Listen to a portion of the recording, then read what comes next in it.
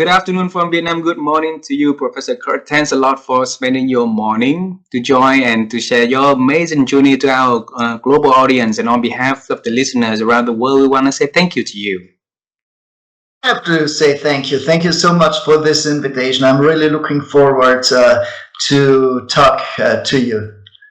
Yeah, Professor Kurt, like we say before this conversation start, you haven't been to our country, so if you and your friends, your family decide to travel to this part of the world, please let us know, and we will be so happy to take you and your friends to see how beautiful our culture and our people here. Okay.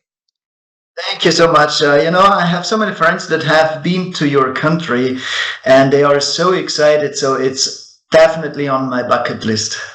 Absolutely, absolutely. And for a little taste of our beautiful culture, it's a great honor for us to have you to share a little bit about who you are, the work you are doing. Would you please do that for us, please? Absolutely. Absolutely. So I am a professor of strategic management at Innsbruck University. And I focus on disruptive innovation, on business model innovation, and on leadership. I am also engaged in executive education. I am a director of an executive MBA program here at MCI in Innsbruck. I am also partner of a consulting firm. And I have a passion. I'm an ultracyclist, and ultracyclist means I do very long distances on my bike. I also do some races, and I have the privilege to combine cycling with raising funds for the eradication of polio. Wow. And I know that you guys been raising a lot of money for that fund to eradicate polio. So it's very noble of what you've been doing. But you only introduced your journey to us in less than 90 seconds. And it's not fair for our audience, okay? So this conversation is designed, Professor Kurt, to go through the journey for everybody to understand and how you lead into what you are doing today. And so we need to travel time. Would you travel time with me? Mm-hmm. Absolutely. So I was born in Italy, and I grew up there in northern Italy, and then I studied at Innsbruck University. And here I did my academic career. I did my PhD here, and also my habilitation. Habilitation is what is needed in Austria to become a full professor. And I have also spent many years abroad in the United States. I was a visiting professor twice in the United States. I spent a whole year at Bocconi University in Italy, in Milan. I had positions as a professor at several universities, among them University of Bolzano in Italy for 3 years, and University of Klagenfurt and University of Linz. So that is my academic career, and about 25 years ago, I joined IMP, which is a consulting firm, which is a spin-off of Innsbruck University. That consulting firm started as a research project at Innsbruck University, focusing on customer satisfaction, because that was one of my first research areas. And that consulting firm became quite successful with offices in several countries now. And my role in this consulting firm is more a kind of scientific advisor. And we do also a lot of research together, trying to help companies to innovate their business models, to develop disruptive strategies.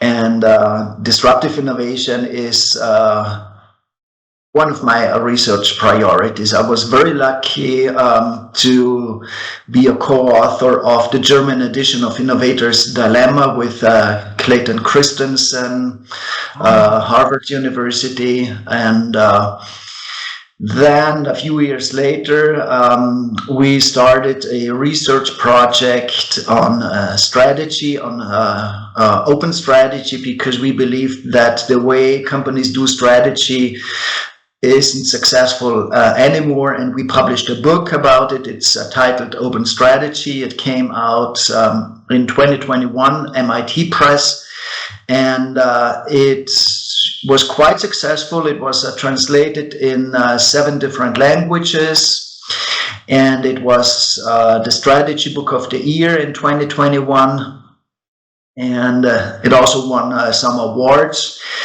And in 2023, I published another book. It's titled The High Performance Mindset.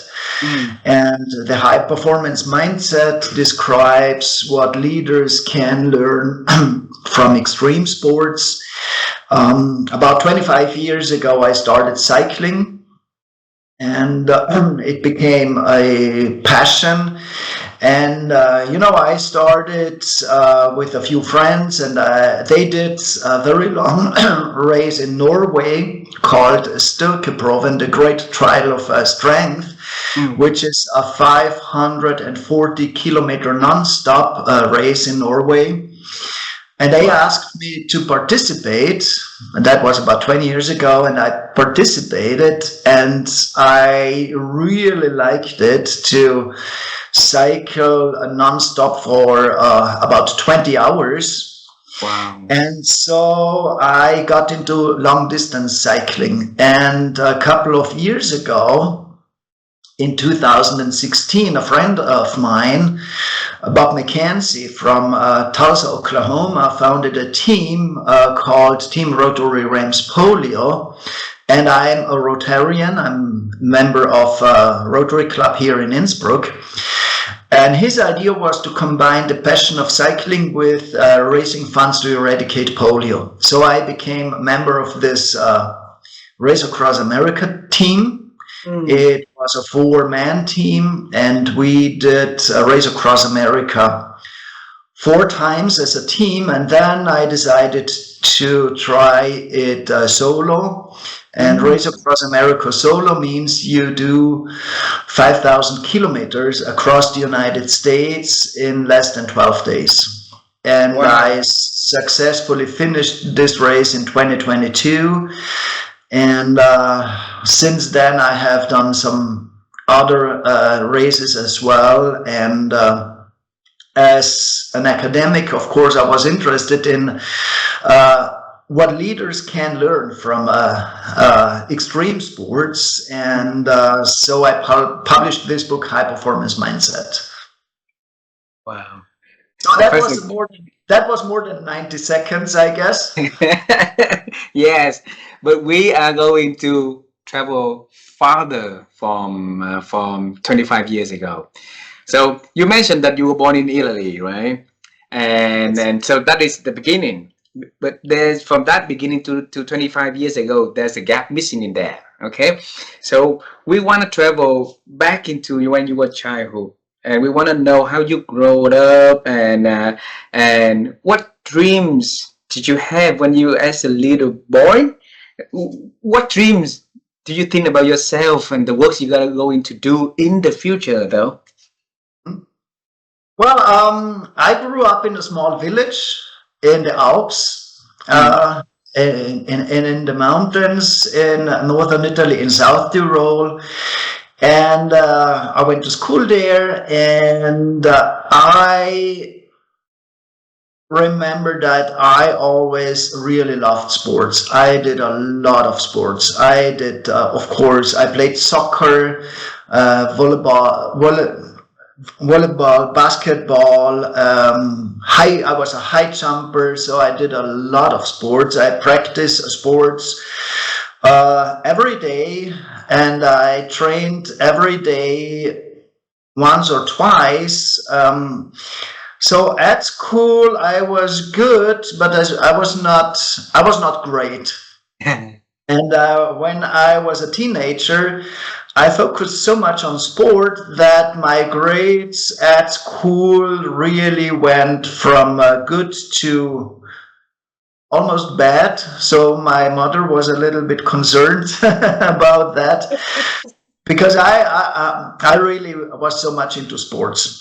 But then when I went to high school, I had to make a decision, and I decided I want to go to university. So then I started to work hard for the school, and I did well in high school in the last year. So when I was 18, then I decided to study business administration at Innsbruck University. So that was my first years of my life in a nutshell.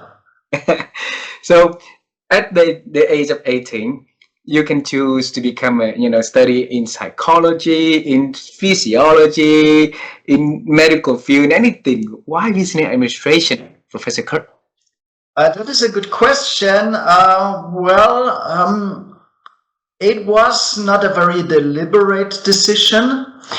I studied business administration because I wanted to study something that guarantees me that I get a decent job, and that was business administration. I also considered law, but in the end, I opted for business administration because I was sure if I have a degree in business administration, I will find a good job and can earn a living. So that was the reason. But then during my studies, I really developed a passion for this topic. I really got interested in it, and still before I submitted my master thesis, I was sure I want to become a professor of business administration, because what I really loved was writing papers, doing research, and teaching. So that was what I really was interested in. So then I decided to do my PhD, and then I was sure that was the right decision, and that was a calling. Because I love the Japanese concept ikigai. That answers 4 questions. First, what is your passion? What are you really good at? What allows you to earn a living? And what allows you to contribute something to a society? And the intersection of these 4 questions, if you find that in your job, that is a calling. That guarantees life satisfaction. If you do what you love, what you're good at, what allows you to make money and allows you to contribute something to society. And I think my job is exactly that. I love it. I think I'm good at it because I love it. I love teaching, so I love developing students, contributing to their careers. I also love helping companies to become more successful, and it's also a well-paid job. Professor Kurt, allow me to bring you to that moment that you found out the calling. Okay, because the purpose of this conversation is to help people to realize that moment of calling. Right? So at young age, you love sports. You love soccer, football. You love a lot of like sports, right? And then and that impacted your grades. Also, your mother was worried, right? And you went to the business administration, where with the hope that one day you're gonna get out and make a living, make money and have a good life, right? And during that transition, there's something shifted there that leading you to realize that, oh, maybe you have a love for something else, the love for teaching, the love for contributing to the lives of others. that's the ikigai moment right there. So tell us what happened at that time for Professor Kurt to change the career territory, trajectory completely. Okay, that is a very good question. And it was not a very specific moment. It was more a process of discovery. Oh. When I started to study business administration at the university, and when I had to write the first papers, I had to go to the library to do research there, and I really loved it to learn, to do research, and I spent every day hours in the library, not only to write my papers, but just because I was so curious to find good books, to find good papers to read, etc.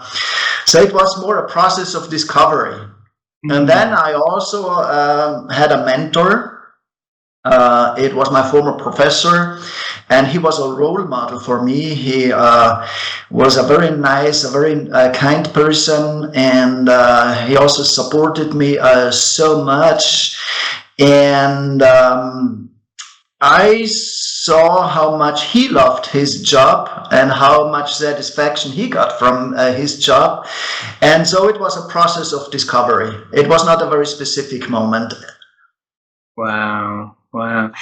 And then from that discovery, a lot of people were like, wow, they like it just a little bit, and then they drop the ball. But then you committed to it, and then you have a whole new career that really, amazing. Okay. 25 years ago, you found, you got the thing coming full circle where you put cycling onto, sport onto the equation again. So what happened 25 years ago that bring you back into the love of sports and bring it back onto your profession? When I was a student, I didn't practice any sports. I focused so much on studying, and I also did very well. I got very good grades at university, and that allowed me later to become a researcher and to do my PhD and become a professor. But I haven't done any sports at all. And I didn't miss it when I was a student, but when I graduated and when I started to work at the university, I had some friends who were much into sports, and they convinced me to buy a bicycle and to practice sports with them, to go cycling with them. And then I rediscovered my passion for sports. So, and I also learned how important sports is for you, for your work-life balance. If you work so hard, and at the beginning of my career, I really worked very hard, up to 70 hours a week, 80 hours a week, and sometimes more. Very late in the evening, I was still in the office. So when I had a weekend off or so, I really needed that. I realized that I needed physical activity. And I also learned that sports helped me to refresh my brain, to clean my brain, and to see things from a different perspective. And, I also discovered that when I did cycling, I had my best ideas also for work. I had those flow experiences when you do something and you lose the sense of time and space, and you're just into something. And sports turned out to be a very, very important activity for me. So it get you to the stage of flow. Exactly. Okay. But Professor Kurt, sport is important, we know. but you took it into the extreme level, so it's become extreme sport. So what made you to take it to the next level and then keep challenging yourself from the cycling as a team of four across America, and now you solo cycling across the country like that? Why you took it on the extreme level? Well, that also was a process. It was not a deliberate decision. I just started with some long distance races. My friends brought me into those long distance races. And then I realized I really love it. I have a passion for it. And I also realized I'm good at it. And so I never made the decision to become an ultracyclist. It just happened.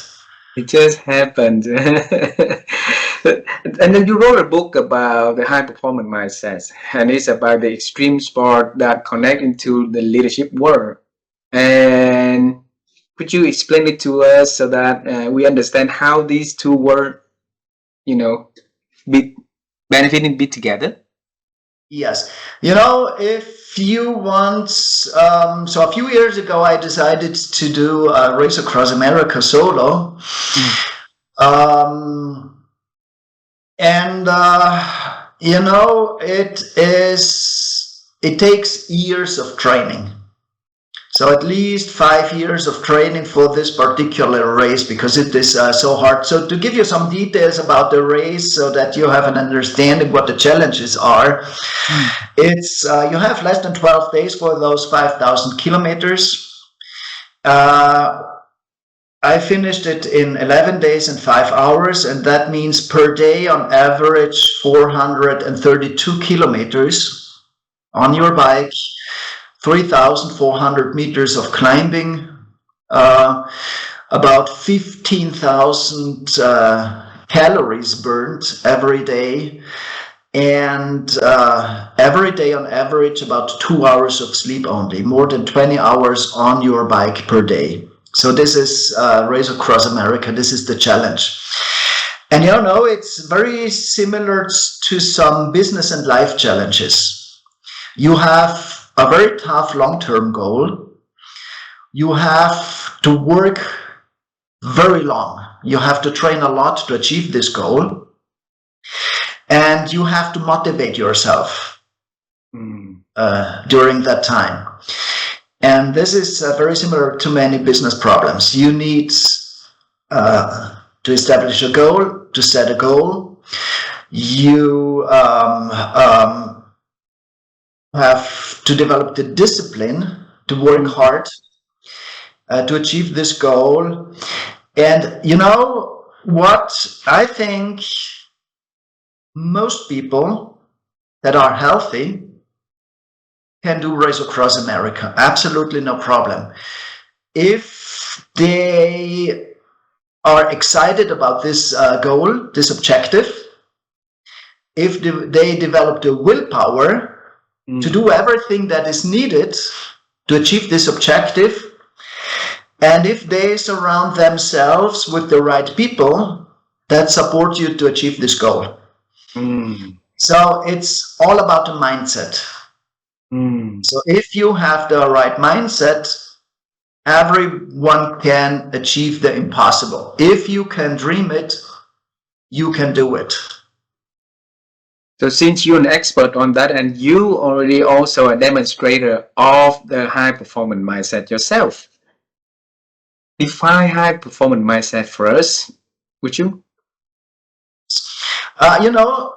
High performance sometimes has a negative connotation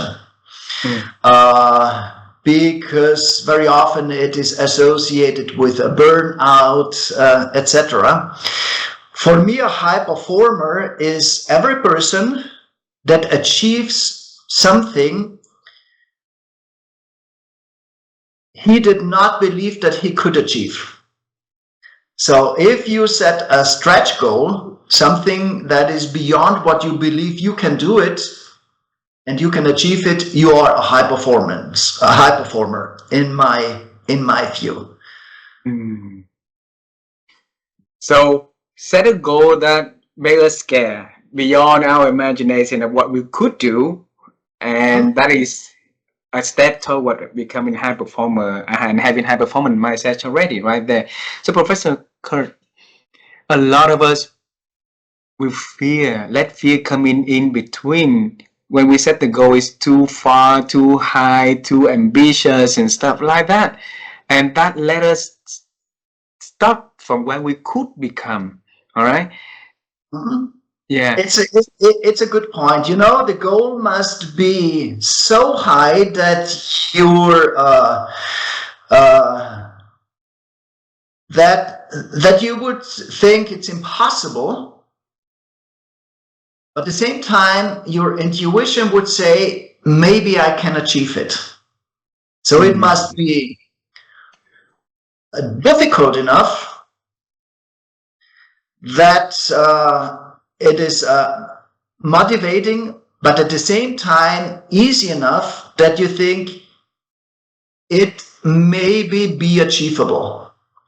Then it is a stretch goal. Then it is an ambitious goal for me. What was the thing that you were saying?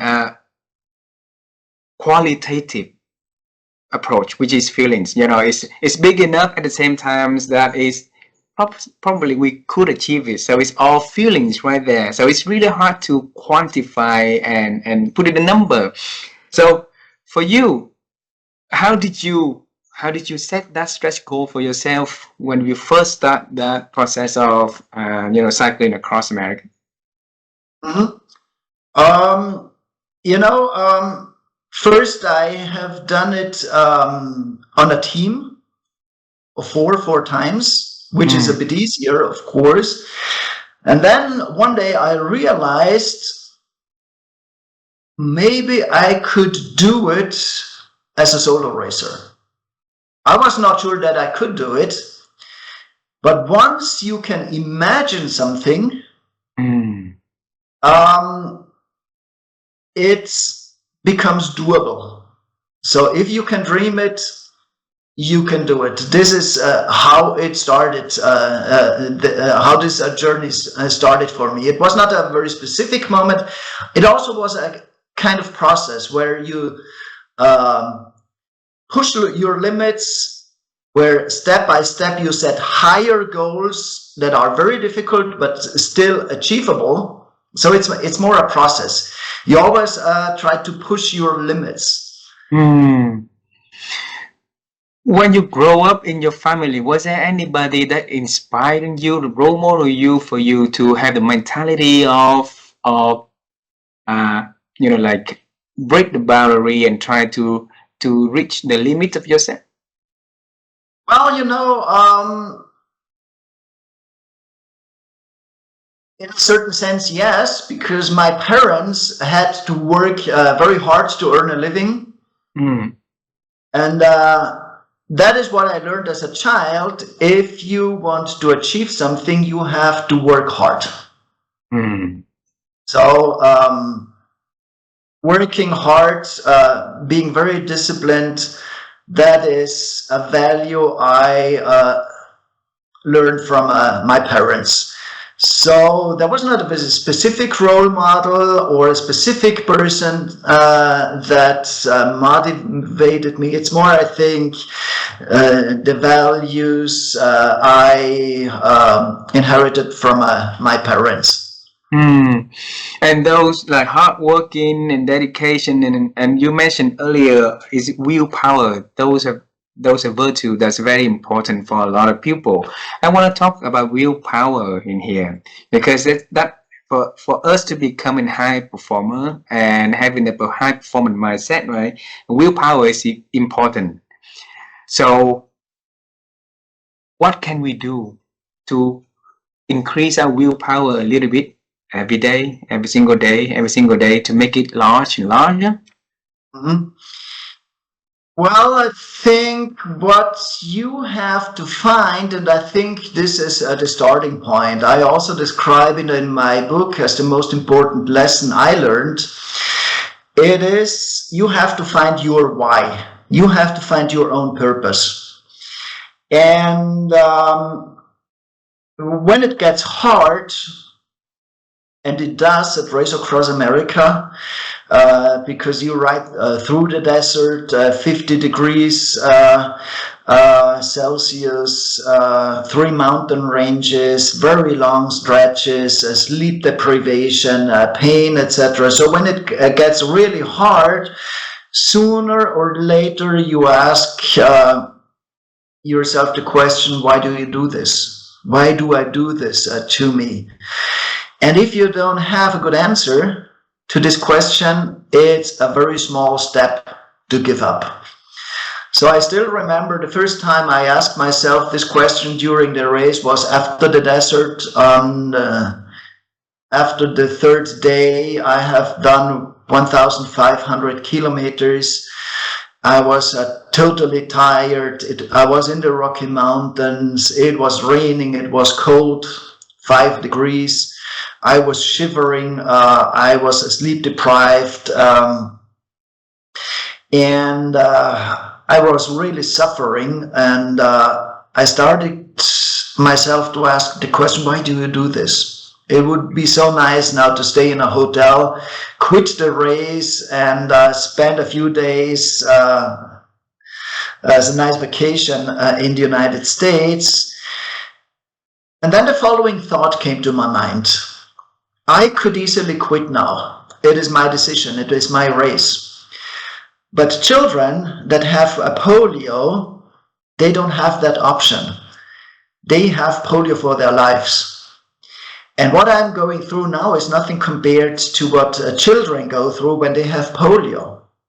And I have to do a job here. I have to finish this race because we are raising funds to eradicate polio. So I don't do this race for me. I do it for a greater purpose. And that was my why. And our motto was, we ride so that others can walk. We participate in this race. I participate in this race to raise funds to eradicate polio.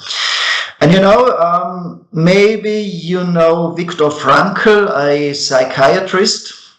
Yes. Who wrote a great book, Man's Search for Meaning. Yes. And in that book, he made the following observation. He survived 4 Nazi concentration camps in Germany during the Second World War. And there he made the following observation. Prisoners who still have something to do, who still have a project to finish, had a higher chance to survive the concentration camps than those that had lost all their hopes. And in that book, he writes, those who have a why to live can bear with almost anyhow. Yeah. So if you have a why, if you have a greater purpose, you can endure a lot. So I think it starts with finding your purpose. If you know why you do something, if this is for a greater purpose, something that goes beyond yourself, you are capable of far more than you thought possible. Because the reason is, if you do something only for yourself, the minimizing factor is always our own ego. If you do only something for yourself, it's also easy to say, I quit. But if you do something for a greater purpose, it's not so easy to say, I quit. If you focus on something that is larger than yourself, your ego is minimized. Beautiful. And Professor Kurt, during your journey of growing and developing, at what stage, at what age were you able to find your purpose? Well, in my professional life, I found my purpose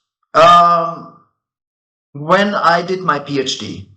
Okay. I knew teaching, doing research, supporting companies, making them more successful. That was really what I loved. And then later, about 10 years ago, I rediscovered another purpose, and that was doing good with cycling. So combining cycling, the passion for cycling, with charity. On what occasion that you were able to find the purpose for, that put everything, all the puzzle all together beautifully like this, Professor Kirk? I'm a Rotarian, member of a Rotary Club, and Rotary in 1985 started its biggest project. It was the eradication of polio. And every Rotarian in the world is committed to contribute to this objective. So as a Rotarian, I was committed to this Rotary project, and then through cycling, I found a way how I could raise funds and how I could contribute to this project. So this is how I came into ultracycling and into Race Across America and into charity. Beautiful. And you mentioned that in order for us to have the high performance mindset, we have to be surrounding ourselves with the right kind of people, right? And I'm just curious, for a person, the high performer like you, who are the people that you are bringing into your circle of influence, Professor Kirk? Well, it's mostly friends. Friends. And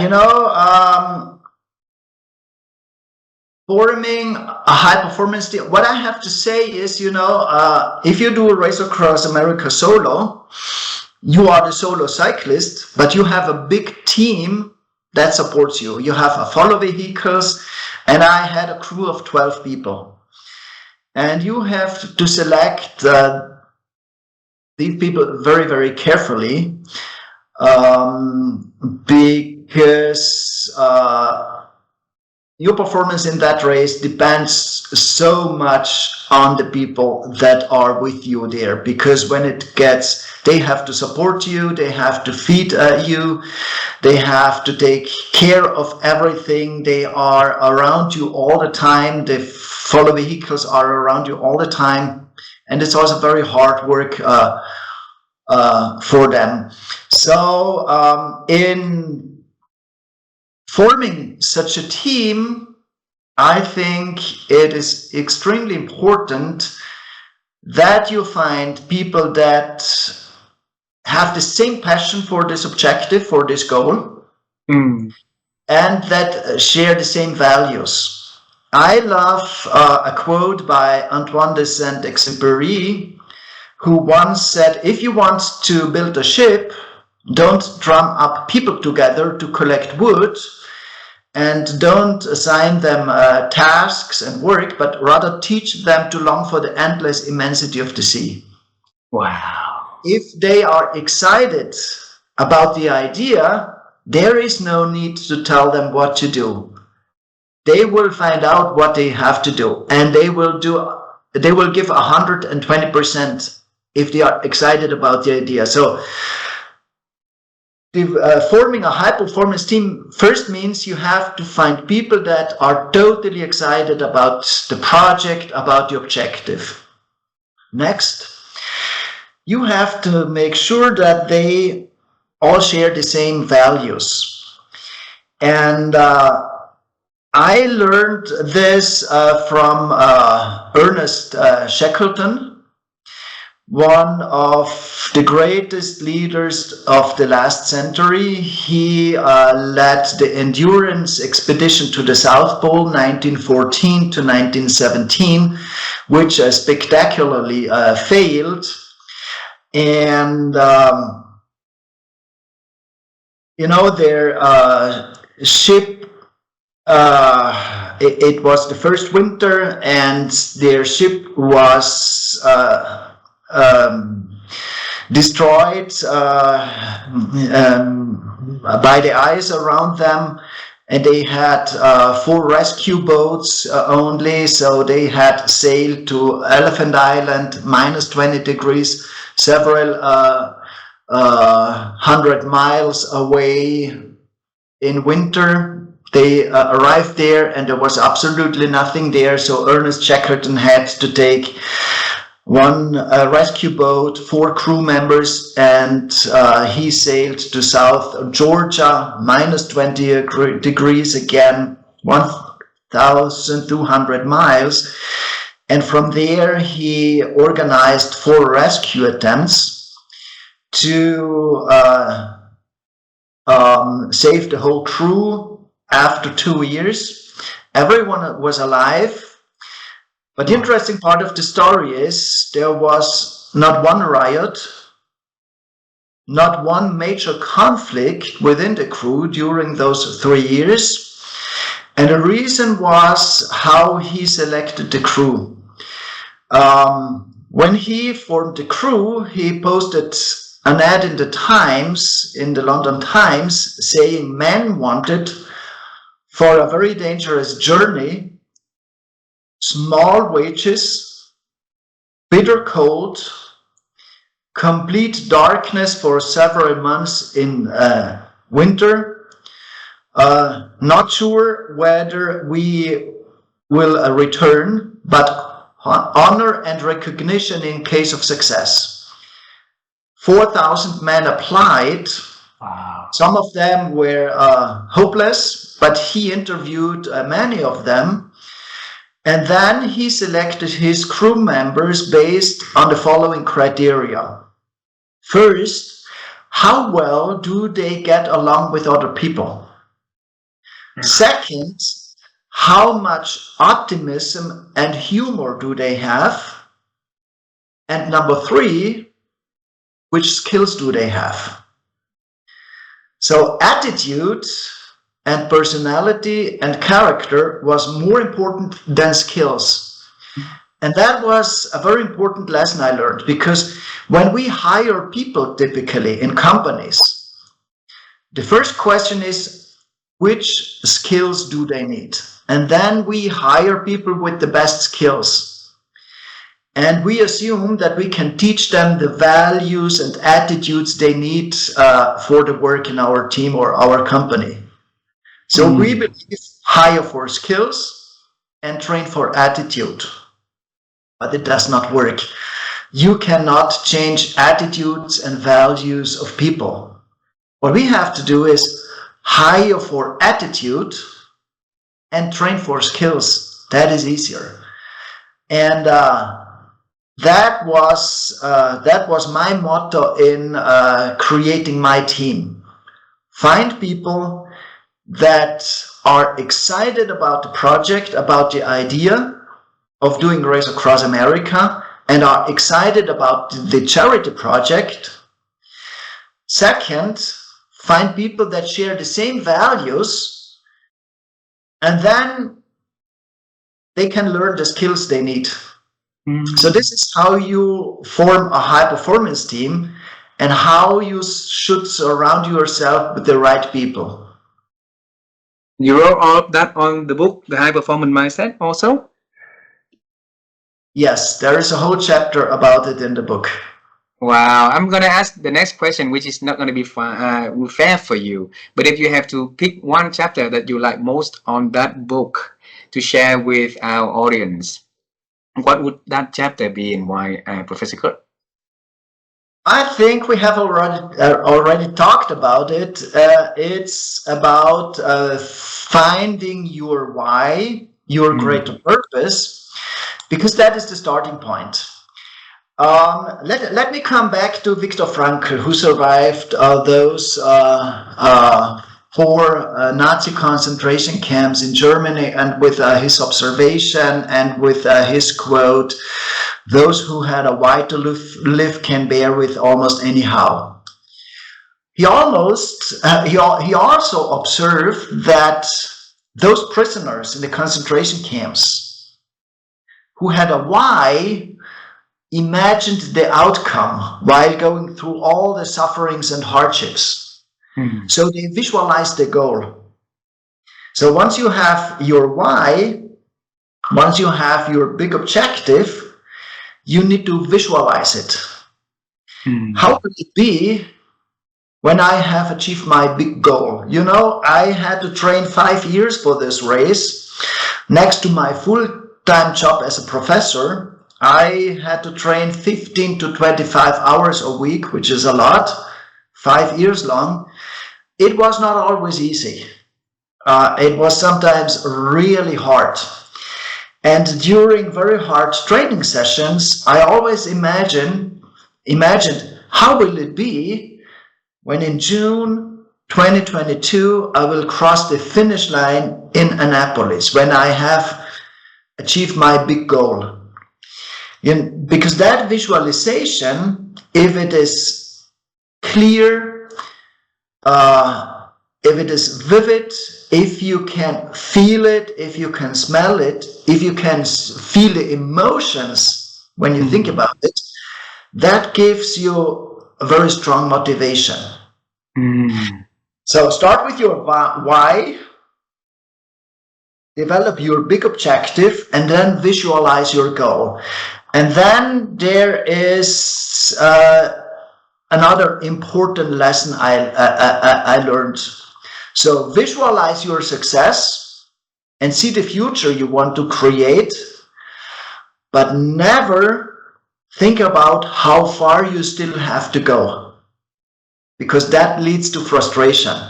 You know, if in Kansas during the race, I start thinking still 2,568 kilometers to go, that really leads to frustration. Instead, set milestones and small wins and celebrate each small win on your way to greatness, on your way to the success. It's important to have big goals, but it's also very important to break those down into very small milestones, many very small wins that give you a sense of achievement, so that you see that you're making progress. Wow. So visualize success, right? Visualize the future, have the feeling, the tasting, and everything of that, and never think of how far you're gonna get there, because it will scare you. But then think about the small success along the way and celebrate it with the right people in your team also. That would be really, really wonderful. Beautiful. Professor Kurt, everything that you do, you touch, you work on, is came out really, really beautifully successful. You know, the book you wrote becoming successful, best-selling books. The people, you know, the journey that you took is successful, and it's a beautiful journey that generating, you know, things for a purpose, bigger purpose also.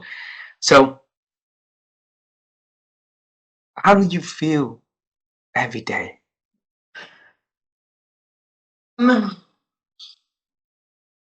Come back to what you said. You said everything you do. It's not so much that I do, but what I do right. Do right. You know, in strategic management or in strategy, I think there is one very important lesson. Learn to say no. Strategy is a lot about saying no, deciding what I don't do. Because there are so many temptations every day. You can do so many different things. And having a strategy means you have a goal. And then every day you decide, what do I do to achieve this goal? And you don't do what doesn't lead you to this goal. So I don't do so many different things. I do a few things only, but I try to do them well. And I have one motto is every day when I go to bed, I want to have the feeling that I have made a little progress. In my job as a professor, for example, I have the objective to learn everything, a little thing. To learn every day a little thing. So learn one thing per day is one objective. If I have achieved it, I'm satisfied in the evening. The same thing with training. Every day I want to make a small progress. So that is what keeps me satisfied in the evening when I look back to say, oh, today I have learned this. Today I have made a progress here. This is what makes me happy. Beautiful, beautiful. In this conversation, I have just a few last questions for this conversation, because you mentioned one word repeatedly, which is the word think. Okay, my wife and I, we've been on the quest to help people to improve their ability to think, because we believe this ability to think has been diminishing for so many reasons. And if we can pick the people we interview and ask for their secrets of thinking, and whoever listens to conversation like that will be able to pick something to reflect, learn, and apply to their life. That's where improvement can make in their lives, right? So, Professor Kurt, how have you been growing your ability to think over the years? Well, that is a difficult question. That is a very difficult question. I never thought about this. So, I think there are two things we have to differentiate. We have two systems in our brain. One is thinking deliberately, so conscious thought, and the other system is unconscious thought. We could also call it intuition. And I very much believe in intuition. Rely on your gut feelings. Because intuition is not a magical sixth sense. It's a very rapid, unconscious pattern recognition that comes with an emotion. So if you have enough experience in a field, very often you have an intuition which tells you this is what you should decide or what you should do, and you cannot really explain why. It's just a gut feeling. But this gut feeling is based on a lot of experience you have in a field.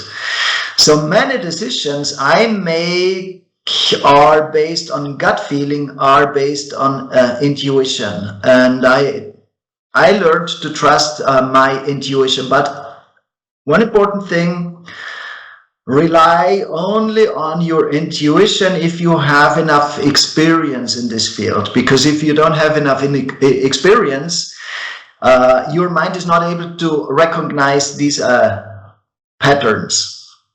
Beautiful, beautiful.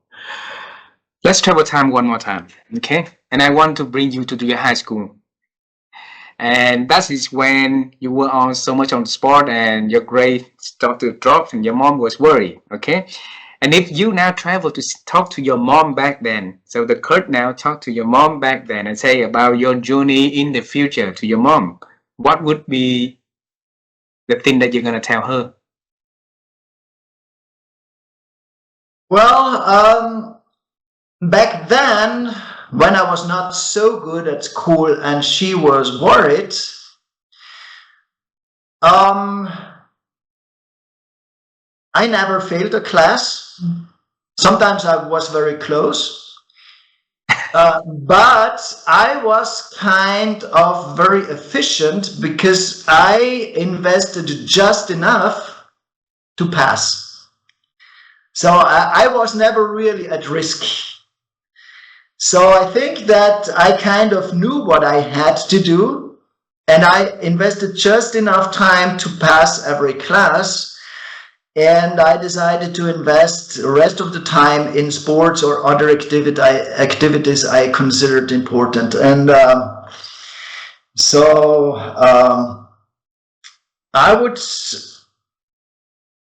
In hindsight, I think, and this is one of my greatest mottos or discoveries, is if you can dream it, you can do it. If you find the passion for something, you will become good at it. And, I just needed some time to find out what my passion is. It was not at high school, it was later at the university. So that's what you're going to tell your mom? That's what I would tell her, yes. And what would she say to you? Well, she, when she was worried, she did let me know, but she also gave me the freedom to pursue my interests, and I think she tolerated it. Beautiful, beautiful. Professor Kurt, the last question is a word of wisdom that you can think of, you want to give to our audience to close the conversation. So if you can think of, require your life and your experience, the people you meet, the challenge you got through, and all of the achievement you've been having, and then you just want to tell something to our audience about living, about working, about experiences, what would you tell our audience? Well, another motto of mine, and I really believe in it, and try to practice in almost everything I do, is always try to combine what is useful for you with what is pleasant for others, or the other way around. Try to combine what is pleasant for you with what is useful for others. That makes you first very efficient, because you pursue two things at the same time. You pursue your self-interest, and you combine your self-interest with the interest of other people. And I think that is a secret of success. I have done it with cycling. I combine the passion for cycling with charity. I also do it, for example, when I train on my indoor bike. I have to train 2 to 3 hours per day, a lot on my indoor bike at home. And when I train on my indoor bike, I do my reading work for my job. So I combine training with working. So try to combine in everything you do what is pleasant for you with what is useful for others. Wow, beautiful. Professor Kurt, I've been having a wonderful conversation with you, and I believe that our audience will enjoy the insights, the stories that you share in this conversation, and I'm thankful for you to spend your morning to join and to share your beautiful stories and wisdom with us. I really love to see you in person, and I know that you are going to another solo cycling in 2025, right? Yeah. Yeah. So I wish you to have a wonderful team, had a wonderful journey, and keep us updated on the progress, because whatever that you do is always for the greater good of other people also in that equation. And we are here to send the love for you, to support you on that path. Okay? Thank you so much. It has been such a pleasant conversation, and also kind of discovery of myself via your very good questions. Thank you very much. Thank you very much. Okay. So I see you later. I see you around, Professor Kurt. Thank you so much. Have a lovely December. This is the month of Christmas, and also New Year's coming. So Merry Christmas in advance, and have a Happy New Year to you, to yours, and to all the people around your life. Okay? To you as well. Merry Christmas and Happy New Year. Thank you. Thank you. Bye. Bye-bye. Bye.